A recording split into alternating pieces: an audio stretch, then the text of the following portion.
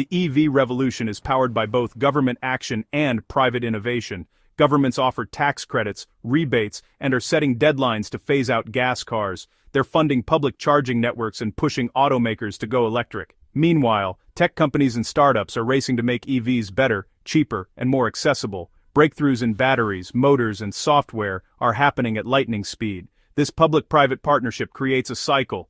Incentives boost demand, demand drives innovation, and better cars attract more buyers. The result? Rapid progress and falling prices. The industry is transforming before our eyes. Policy and innovation are paving the road to an all-electric future. We're witnessing history in motion. We're at the dawn of a new automotive era.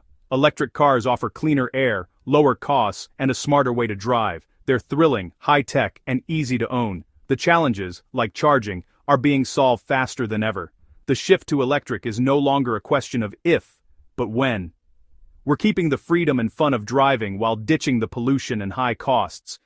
EVs are an upgrade in every sense, clean, smart, and exciting. The future is silent, powerful, and here, right now. We're witnessing a transformation as big as the first cars on the road. For over a century, we've loved our cars. Now we can love them even more. Electric cars aren't a compromise. They're the next step forward. The road ahead is bright, clean, and electric. And trust me, you're going to love the ride.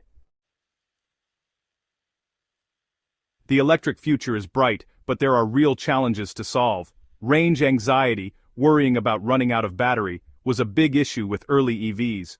Charging takes longer than filling a gas tank, and public chargers aren't everywhere yet. Apartment dwellers may struggle to install home chargers. Battery production requires mining materials like lithium, raising ethical and environmental concerns. Scientists are working on better batteries and recycling methods to address these issues. Overcoming these hurdles is key to a truly sustainable EV revolution.